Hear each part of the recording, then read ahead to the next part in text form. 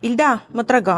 Nuk shijoj më asgjë në jetë, më duket sikur s'më do njeri, as familja ime. Ata flen, unë rri zgjuar dhe pres. Pres vëllain të kthehet në shtëpi pas mesnate, ndërsa prindërit flen të pashqetësuar fare. Po mbytëm duke mbajtur hallet e të gjithëve. Dua të iki larg nga çdo gjë. Jam 30 vjeç dhe jeta ime nuk ka asnjë kuptim. Edhe ato gjëra që i kam, nuk i shijoj dot. Më duket sikur asnjë s'më do, as familja ime, për të cilën kam sakrifikuar veten. Që e vogël jam bërë prindër për vëllezërit e mi, dhe madje edhe për prindërit. Mami nuk diti si të më rris. Ajo më solli në jetë kur ishte vetëm 17 vjeç. Unë mora rolin e asaj dhe harrova të jetoj për vete. Lija punën dhe çdo gjë në moment. Sa herë që familjarët kishin halle ose nevoja banale. Jam akoma single. Nuk gjej dot njeri, sepse çdo gjë që kam e lë dhe vrapoj tek ata. Sot pyes veten, për çfarë po jetoj? Kjo pyetje po më zgjon, dhe për herë të parë dua të mësoj të jetoj për veten time. Kam vendosur madje të iki nga prindërit dhe të jetoj vetëm. Ata më mbështetën, por kjo gjë më lëndoi. Mendova, këta nuk më dashkan. Sa shumë jam sakrifikuar, sa shumë. Dhe sot nuk ndjej më asgjë.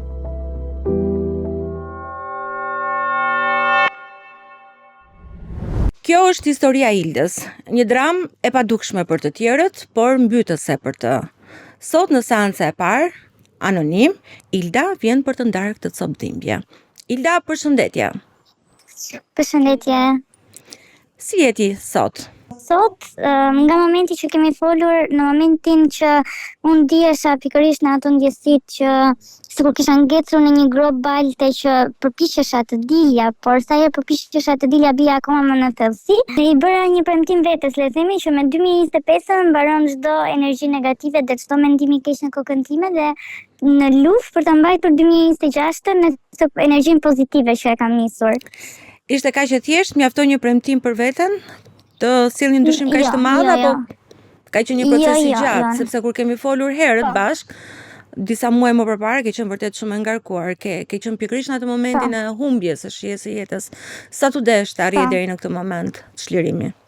Ka qenë, mendoj gjithë viti, por në të gjithë vitin unë kam bërë pastrim të energjisë negative që merrja nga njerëzit të rreth, se gjithë njerëzit që i kisha afër dhe vetëm ankoheshin, zgjota që të largohen dhe, më thënë, nëse në gjithë këto vite unë kam vënë prioritet të tjerët, ka qenë një luftë e imja me veten në 2025 që prioritet të vendosja veten time dhe të hiqja dorë, le të themi, nga njerëzit që më mbushnin me këtë energji negative apo negativitetin që ata kanë, ankesat e tyre, pesimizmin, me çdo gjë që mua nuk më bënte mirë. Unë jam një njerëz që unë të jem mirë e bukur vetë si njerëz, nëse tjetri ka një diçka të keqe, unë domethënë e marr shumë shpejt energjinë e keqe të tjetrit dhe e bëj energjinë e keqe të tjetrit apo problemin e tjetrit problem të timin dhe është një nga mangësitë e mia që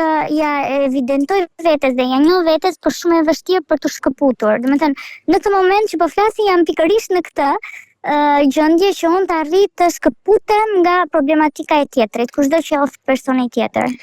Kur thua që ti lidhesh shumë me problemin e tjetrit, ai sa e bën për vete atë problem, e ke vetëm tek pjesa e ndjeshmërisë apo përfshihesh edhe deri në pjesën fizike të ndërveprimit të gjës? Edhe të ndërveprimit. Sa ezauruese ka qenë për ty kjo gjë? Shumë, sepse në këto momente, nëse flasim për njerëzit e afërt që shumë të dashur, unë lë pas dore çdo gjë time, lë punën time, lë qefin tim, qetësinë time dhe fokus kam zgjidhjen e problematikës së tjetrit. Domethënë unë jam e vetëdijshme që problemi im është me kokën time, me ndjeshmërinë time, me empatinë time, me sedrën time, se ma evidentojnë shumë edhe njerëzit e afërt që kam. Çfarë të thonë? Duhet shikosh veten, nuk duhet të merresh me të tjerët, secili ta jetojë veten e vet, edhe nëse nuk janë okay, është zgjedhja e tyre, boll më, se koha që i ka nuk kthehet. Po cili prej të afërmve ju referohesh prindërve apo njerëz në një rreth më të gjerë të familjes? Jo prindërve.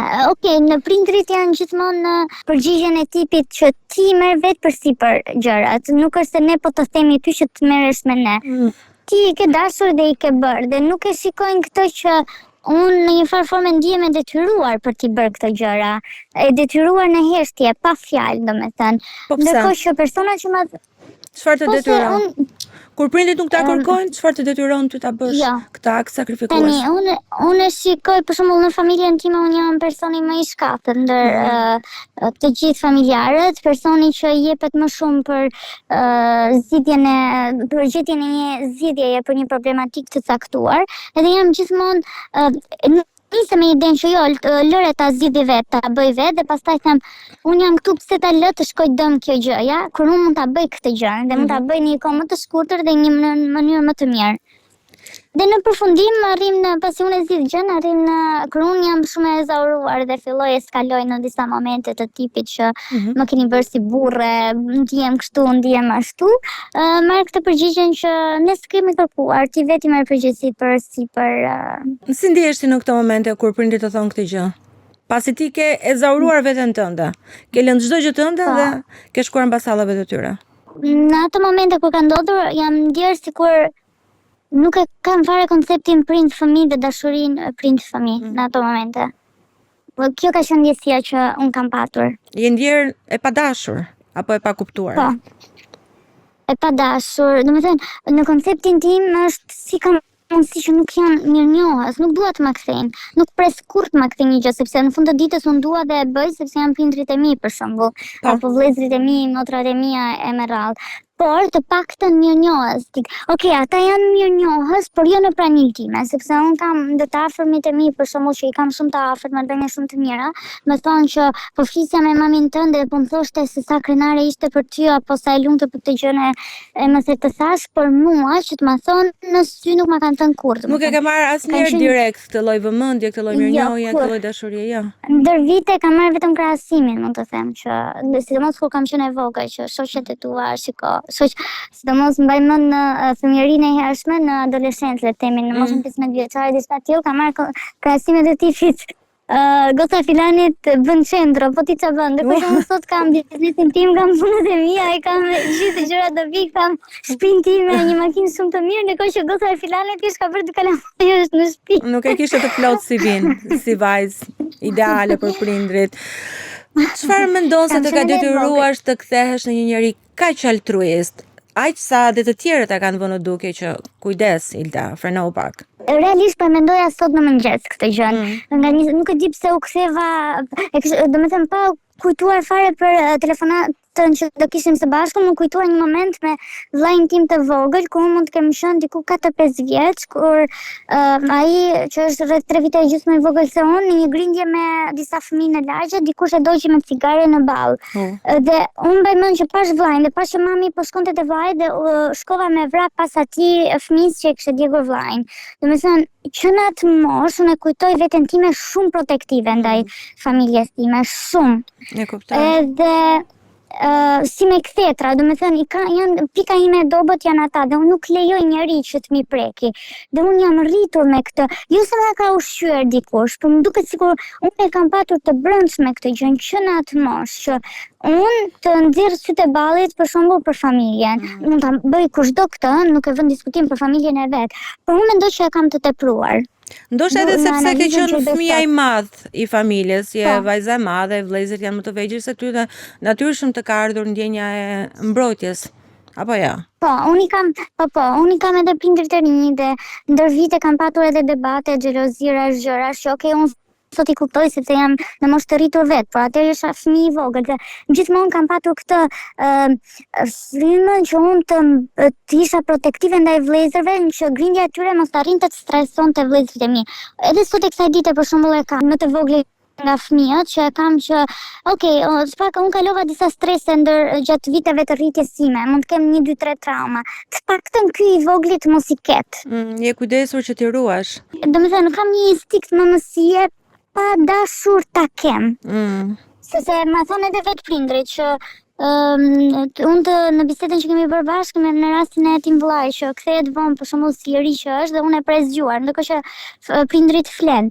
Edhe prindrit më thonë që nuk e pse e pret, nuk është fëmia jot, por është problematika me mua që unë i kam aq të shtrenjtë saqë i vë gjithmonë parë. Okej, mund të them që po e kam rregulluar në këtë 10 ditë, nuk e di sa ditë u bën, e kam rregulluar pak, por e kam patur jashtëzakonisht të tepruar.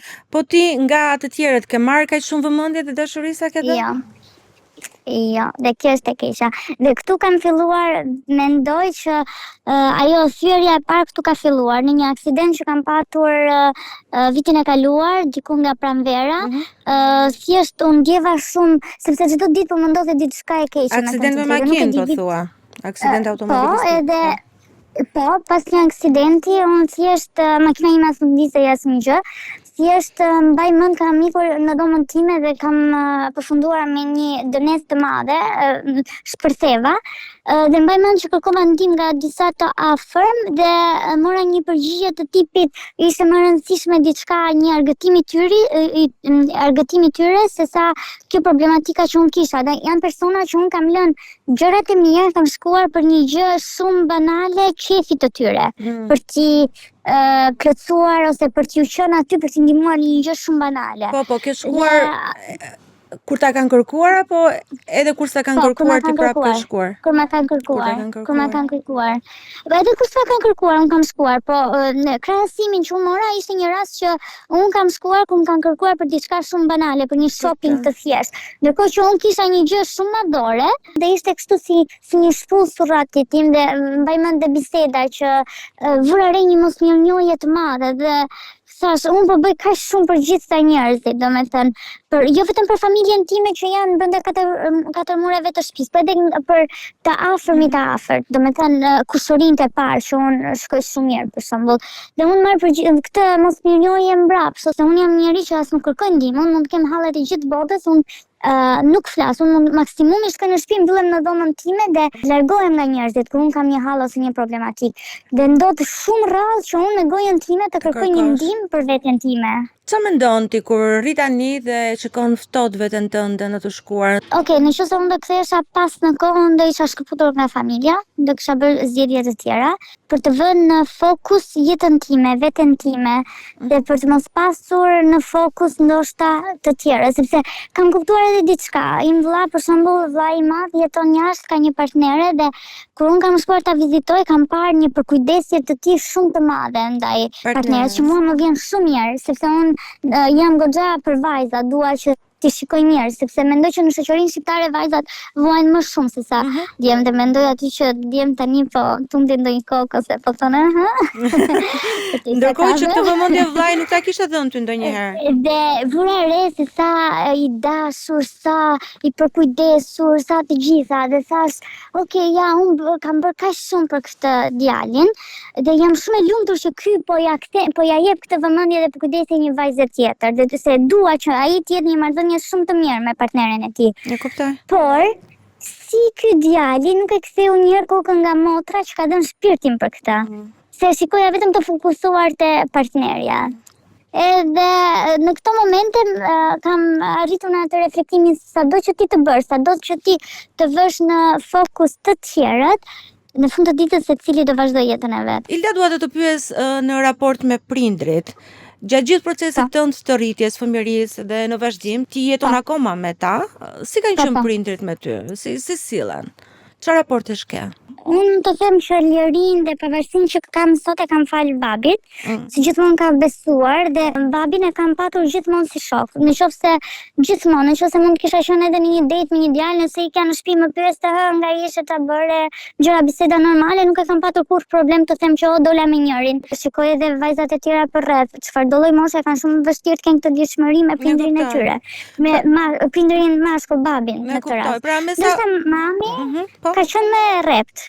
Unë mendoj që mami ka qenë më rrept edhe për shkak të mentalitetit të zonës. Le të themi në kulturën shqiptare është pak që nëse vajza gabon, faji mbetet nënës, dhe mendoj që ka qenë pak si shumë strikte kundrejt meje. Unë për shembull, duke parë marrëdhënien time me mamin, nuk dua shumë që një ditë kem një vajzë vetëm për një arsye të parë, që është të krijoj një marrëdhënie që unë kurrë nuk e pata me nënën time.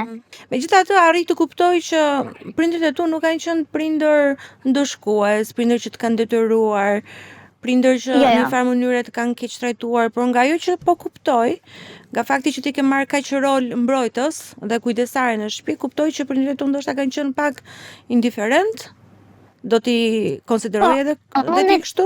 Unë mendoj këtë, duke qenë se kanë qenë prindër të rinj, nuk është se ka qenë një stazanie planifikuar, kanë dashur të presin, por okej, erdha në jetë unë pas meje fëmijët e tjerë, dhe mendoj që ka qenë kjo që ata nuk patën një kohë që të kishin për njëri tjetrin, por krejt papritur nga si individ u bën shumë një familje e madhe, do me thënë edhe me fëmijët.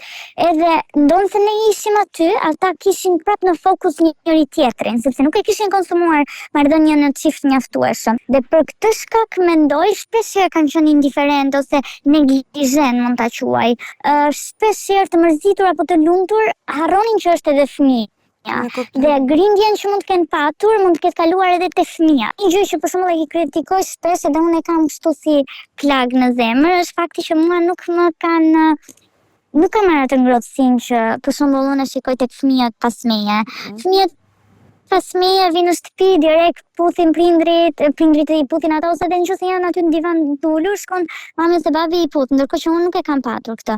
Ndoshta nga që edhe unë jam natyre ftohtë, unë nuk u bëra natyre ftohtë vetveti. Unë jam njerëz shumë solar, shumë e dashur, shumë e ëmbël, por në familje jam shumë stoike sepse ndoshta ashtu më kanë bërë ata të jem, duke përkëdhelur gjithmonë më të vegjëlit, unë isha e rritura, më e madhja. Sot që arrin të analizosh këtë histori dhe kur mendon që mamaja jote ishte vetëm 17 vjeç kur të sollin në jetë, arrin ta justifikosh, ta kuptosh, ta falësh ndoshta?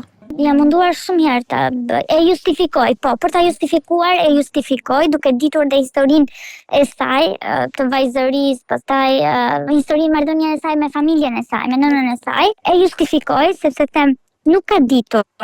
Me thënë nga një vajzë e vogël dhe e shikoj si një femër që ka qenë gjithmonë në kërkim duke më zhdukur sikur duke kërkuar me ngulm ta duan. Ka qenë në proces rritjeja. Po, dhe e justifikoj.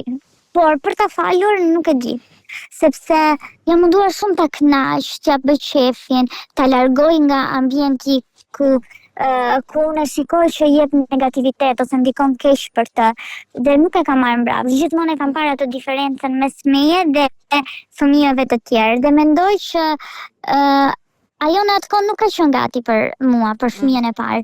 Nuk ka qenë gati sepse ajo ka qenë akoma në atë procesin e vet. Për këtë arsye justifikoj, por ndërsa për ta falur në këtë moment nuk mendoj se e kam falur. Për arsye se i kam dhënë shumë mundësi dhe nuk i ka shfrytëzuar, domethënë, siç duhet. Ma kujton dot Ildën të mbytur në dëshpërim, të bllokuar Ildën që i pati humbur shija jetës, që i dukej sikur askush nuk e donte, sikur nuk gjente më kuptim në jetë. Po. Ajo Ilda ka qenë pikërisht Ilda që unë përmenda në fillim të bisedës, në një grop balte që përpiqej të dilte, por sa herë përpiqej arrinte në krye të gropës, balta bënte të rrëshqiste prapë në fund të saj, në fund të gropës. Në sikur çdo gjë që bëja ishte nuk më jepte asnjë lloj kënaqësie. Nga ajo vajza që kisha qenë që e shijoja shumë edhe të dalurit, grumbullimin me njerëz, shoqërinë. Unë kryesisht në çdo tavolinë ku kam qenë si shoqërore, si familjare, kam qenë ai personi që i batutës, i harez, gallatës, do u ktheva në një person që nuk doja trija me asnjë njerëz më. Një person që doja thjesht të fleja një gjumë të qetë dhe trija vetëm, të largohesha nga çdo njeri. Edhe kur të tjerët përpiqeshin, për shembull, që më shikonin në atë gjendje që unë isha e ngrysur, dhe përpiqeshin të bënin diçka të vogël për të më treguar që ishin aty, mua më dukej fake, më dukej falso totalisht që po e bëni, sepse unë e kam shprehur, e kam lobuar kaq shumë se çfarë ju më keni bërë mua, sa keq ju më keni bërë mua, dhe ju po më thoni tani këto dy llafet e bukura që po dëgjoj, dhe më duket çdo gjë fake. Përpos faktit pastaj që ishte një periudhë që çdo gjë negative, siç kemi folur. Unë arriti në atë pikë që unë zgjohesha dhe thoja hajde, çfarë do ndodhi sot? Po, sepse çdo ditë ndodhe një gjë e keqe, një ditë një aksident, një ditë një avion. Të betohem, e lëna gjëra nga më banale. Du mund të merja atë, bëra aksidenti me makinën time, merja makinën e një familjare, parkoja, shkoja, punoja, ku shkoj te makina nuk ndizej makina. Me kuptoj. Dhe problemin, shkon te një vëlla e merrte më vonë, makina rregull. Problemi nuk ishte makina, problemi ishte Ilda. Pra ti beson që kishe krijuar një lloj vërbull energjie brenda vetes tënde, sa të dukej sikur gjithçka rreth teje nuk shkonte mirë, ishte gabim, kishte probleme. Po. Tani edhe jam fiksuar, pakundi 24 e mbylla me një energji shumë negative. Për shumë vit isha jashtë me pushime dhe lëviza në 3 vende të ndryshme me 3 grupe njerëzish të ndryshëm dhe të 3 grupet e njerëzve vetëm sikur që ditën e parë që kam ikur tek ata, më ulën në një divan dhe I kisha para duke u ankuar për gjërat e tyre, për hallet e tyre. Dhe unë e mbylla kështu 2024 dhe po kështu e nisa 2025-ën. Edhe më duk sikur siç mbylla vitin, ashtu nisa dhe vitin dhe ashtu më shkoi gjithë viti. Edhe mendoj që është pak edhe loj psikologjike, le të themi, ose energji, ose mendimet. Se për mua 2025 ka qenë fiks, nuk arrija të largoja mendimet negative nga koka ime. Unë hapja telefonin, shikoja një lajm të keq nëpër këto faqet e lajmeve dhe direkt bëja zoom, shikoja targat e makinës, fytyrat e njerëzve, mos ishte ndonjë person, njëri afër imi. Deri në këtë pikë më arriti energjia negative, sa fillova të friksohesha. Sidomos kur më ndodhin një gjëra që unë mendoja diçka dhe pas 2-3 ditësh ndodhte gjëja. Dhe realisht u fiksova, tash mos unë po ndjell gjëra të këqija. Cili ishte ai momenti I kthesës? Momenti kur ti vendose ti thuash vetes ndal. Lëm këtë anën e errët, kalojmë tek pjesa me dritë e jetës, tek pjesa e bukur. Ka qenë në dhjetor, fillimi I dhjetorit, diçka e tillë. Sepse mendoj që deri në fillim të dhjetorit unë kam jetuar për të tjerët, vazhdimisht dhe unë u ezaurova në një mas që nuk di ç'të them, ishte një problematik në familje që sërish unë duhet t'i jepja zgjidhje ose në sakt, jo se ma kërkoj kush t'i jepja zgjidhje, por të tjerët ishin s'dim ç'të bëjmë. Edhe u ezaurova në atë pikë sa që unë kam kapur veten shpeshherë duke qarë dhe thoja vërtet po e jetoj unë këtë moment, nuk po e konceptoja dot që ajo gjë po ndodhte vërtet. Edhe kur arrita në atë pikën që unë nuk kisha më takat për asgjë, realisht nuk kisha takat më për asgjë. Të betohem, dita e fundit ka qenë unë isha në krevat, nuk e di sa unë jam njëri që zgjohem herët. Mbaj mend që njëri nga vëllezërit e mi më erdhi ndom, hajde pra ço, nuk çohesha dot. Realisht isha totalisht e pafuqishme. E shtëruar komplet. Totalisht. Edhe fillova thjesht tipi makinës zhduku. Nuk vija për gjithë ditën në shtëpi dhe thjesht rria me veten. Dhe ajo mendoj ato ditë më kanë ndihmuar shumë që të ndoshta edhe kam qarë, unë nuk jam tip që qaj, kur kam probleme nuk qaj. Unë në momentin e problemit jam hajt gjimë zgjidhje. Nuk ka quravitje, për të quravitemi pas. Por ka qenë një moment që kam qarë shumë. Edhe e kam parë veten në një pikë që thoja si nuk ju vjen keq njerëzve për mua, për pikën ku unë kam rënë sot. Tani ti je përpara një vendimi shumë të rëndësishëm për të shkëputur nga prindërit e tu dhe për të nisur një kapitull komplet të ri që edhe nga ana psikologjike tek ty kanë ndikuar shumë mirë. Prindërit e tu si kanë reaguar në këtë fazë, në këtë vendim që ti ke marrë? Kanë qenë pozitiv dhe ke mua më preku.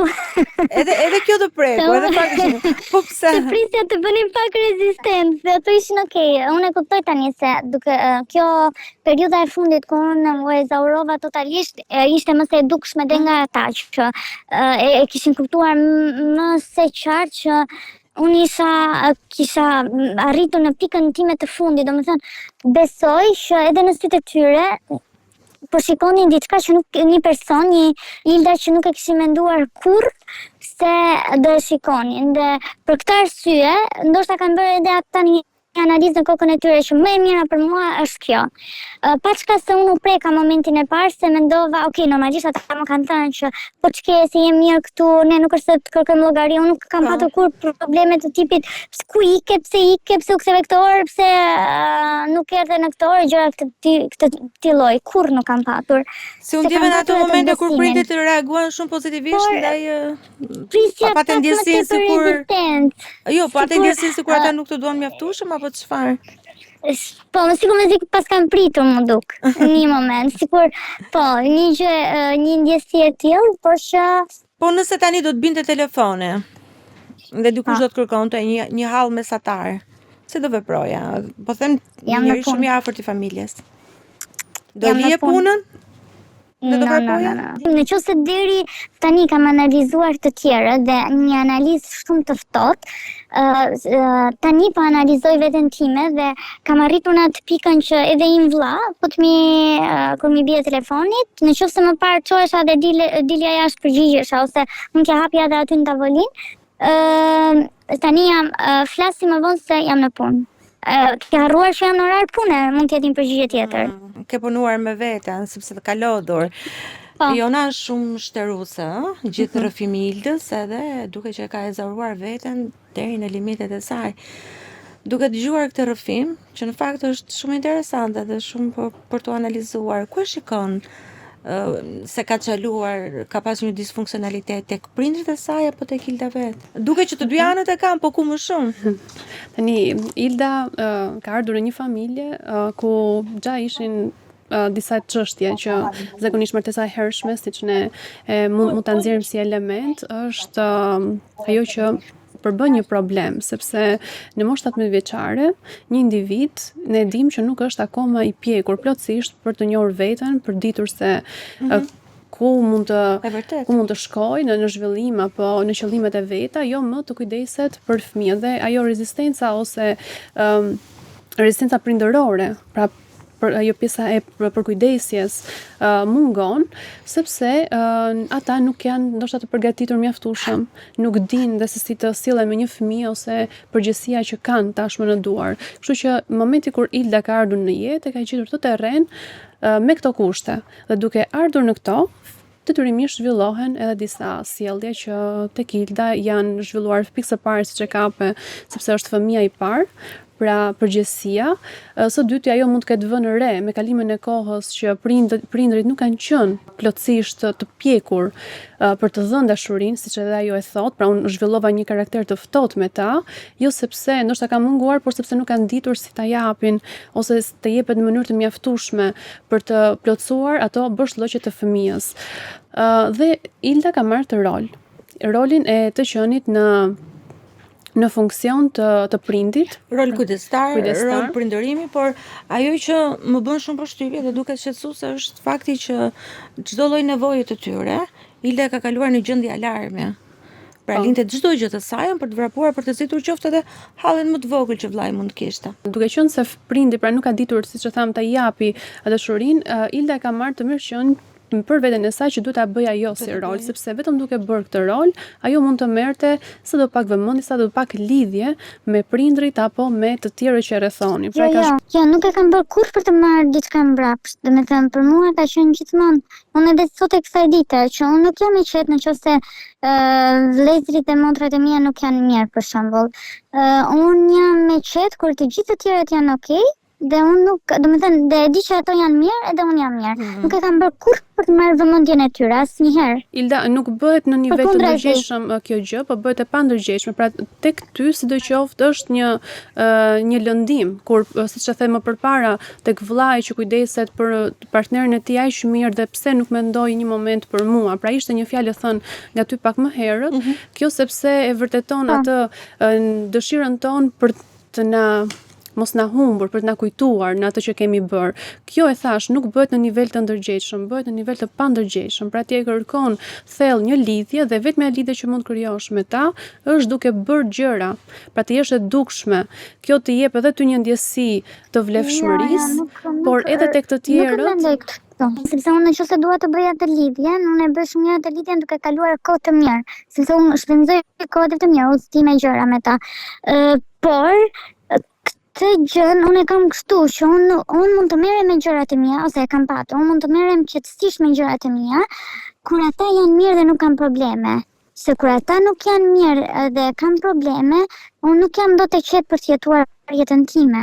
Ky ka qenë problemi im. Nuk e kam patur kurrën për vëmendje, sepse të thash që në momentin që ato po merren me gjërat e veta, unë kam gjithë kohën time të merrem me gjërat e mia që kam shumë gjëra për të marrë. Madje unë jam shumë e lumtur kur nuk mi bien telefonit, kur unë jam nuk më shqetëson njeriu, është shumë e lumtur. Dhe nuk e kam për vëmendjen. Në këtë moment pjesa jote, pra jo altruizmi që ne nxjerrim në fat, që ti e bën për të tjerët, në të vërtetë mund mendohet si diçka empatike, ndjeshmëri e shtuar për prindrin, për vëllezërit, por në të vërtetë është një identitet i yt i krijuar fal rrethanave ku ti je rritur. Pra ajo që të ka bërë ta veshësh këtë lloj le themi karakteristike në identitetin tënd dhe të rritet bashkë me ty. Dhe tashmë ose e ke gjetur të vështirë mbase tani je në një moment tjetër të jetës tënde, e gjen të vështirë ta heqësh sepse është pjesë e jote e integruar nga fillimi. Prandaj e lidha me nevoja që ti ke plotësuar drejt për drejt, sepse nëse nuk do të kishe plotësuar disa nevoja, nuk do ta kishe mbajtur si sjellje, nuk do ta kishe të shqetësim të tepërt në veten tënde për të tjerë, sepse ke kuptuar që është shqetësim i tepërt apo jo. Po. Kjo është, pra, jo diçka që ti e ke vendosur me vetë dije, por rrethonat kanë bërë që ta marrësh në veten tënde dhe ta rrisësh bashkë me ty. Kjo qëndron. Kishim edhe të momente tjera, të cilat janë interesante për mua për të diskutuar me Ildën, edhe me ty Elona, sepse ishte një moment që tha, unë nuk ndihem si në frikë për çdo moment që lumturie apo qetësie që mund të kem, ose mendja saj mund të parashikoj se diçka e keqe mund të ndodhë. Parandjenjet ka pasur tha një fazë në jetën e saj ku e ka pasur shumë të zhvilluar këtë pjesën e parandjenjes së keqe. Kjo dhe fal rrethanave që kanë dalë, ne nuk mund të futemi tek këto, do futeshim në pjesë konspirative, pra se si ndonjëherë ndodhin dhe na bëjnë të besojmë që mund të ndodhë diçka e keqe, por për rastet e tjera që psikologjia mund të shpjegojë, është momentet kur dikush ka frikë nga lumturia, nga momentet e qeta, është sepse ato momente nuk janë të parashikuara për trurin e njerëzve, sidomos ata që kanë kaluar ngjarje një pas njëshme ku u është dashur të mbijetojnë, u është dashur të rezistojnë, pra të jenë në funksionalitet të plot për të vepruar, për të funksionuar si për veten dhe për të tjerët. Në momentet e lumtura, duke qenë se ne nuk i parashikojmë se si mund të shkojë, futemi në një gjendje rreziku. Dhe ata janë gjithmonë në pritje se diçka e keqe mund të ndodhë. Dhe nëse në të vërtetë nuk ndodh asnjëherë, sërish tensioni brenda tyre qëndron sepse qetësia është baraz me rrezik. Pra duke mos qenë të hapur për të jetuar lumturinë, mendja e tyre fokusohet vetëm tek gjërat jo të mira të ditës dhe duket sikur ata i tërheqin, janë ata që i bëjnë të ndodhin. Është një farë mënyre, pra, pjesa e qetësisë që ju jep pa rehati, pra janë gjithmonë në pritje, sepse kur mendja e tyre është e bllokuar me gjëra, duke u marrë me zgjidhje një problemi, ata nuk e mbajnë mendjen për rrezikun, janë në funksion për ta zgjidhur diçka. Kurse kur janë në qetësi, kur janë në gëzim, i ka paniku. Se mos ndodhe, ndoshta ky moment nuk zgjat tepër, po sikur të ndodh kjo gjë, dhe janë gjithmonë në gjendje alarmi, prandaj tek shumë njerëz nuk janë në gjendje të pushojnë, të jenë të qetë, ta shijojnë momentin e tyre për shkak të kësaj mënyre se si vepron mendja. Para se të kalojmë në pyetjen tjetër, Jona, dua të përshëndes Ildën sepse ka një takim shumë të rëndësishëm, është në orarin e saj të punës dhe e përshëndesim edhe e falenderojmë. Ilda, të falenderojmë shumë që ndave këtë moment, sepse është një histori që na mëson dhe na tregon shumë.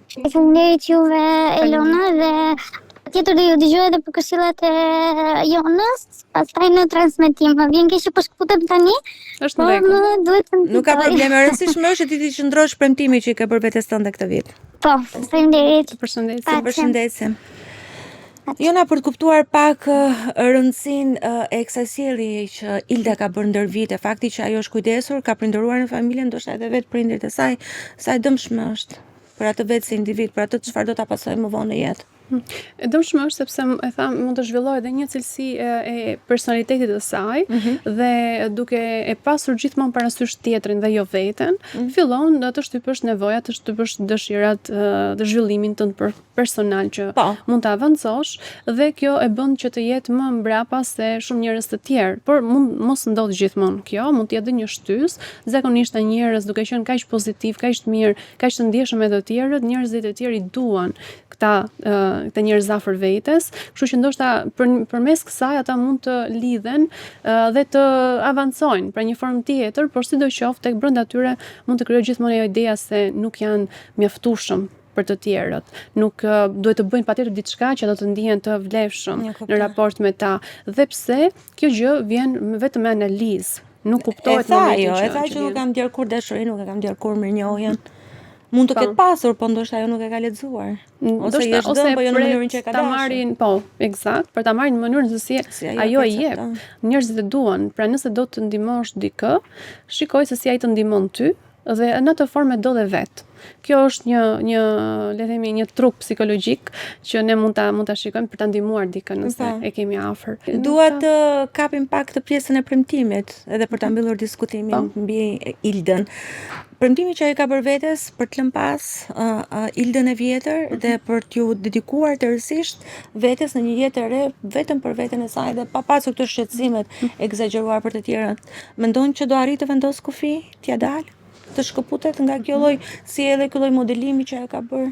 Nga ajo që dëgjova dhe progresi që e ka bërë në jetën e vet dhe mënyra analizës që i bën të sjelljes edhe njerëzve që ka pasur, me faktin që të gjitha kanë vijuar jetët e tyre, mund ta bëjë shumë të vetëdijshme të fokusohet tek vetja.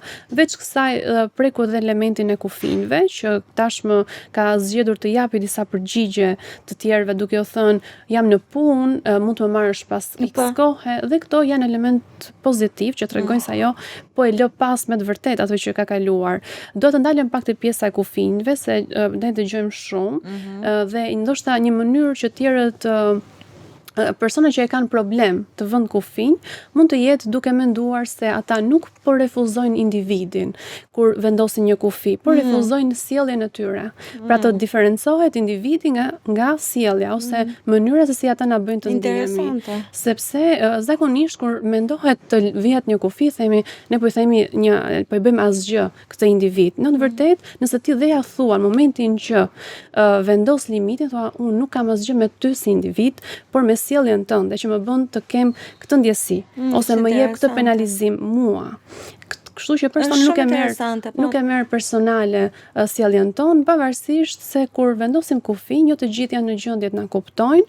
Ne patjetër rrezikojmë marrëdhënie, rrezikojmë dashurinë, momentin e afërsisë me ta, por duhet bërë kur e kuptojmë që ne na shtëron energjitë edhe është e dëmshme. Më pëlqen shumë thellësia e bisedave që ne zhvillojmë bashkë Jona dhe analizat e historive, kështu që është gjithmonë bukur të ndajmë bashkë seancën e parë, edhe sot. Të falenderoj që ishe me mua. Faleminderit.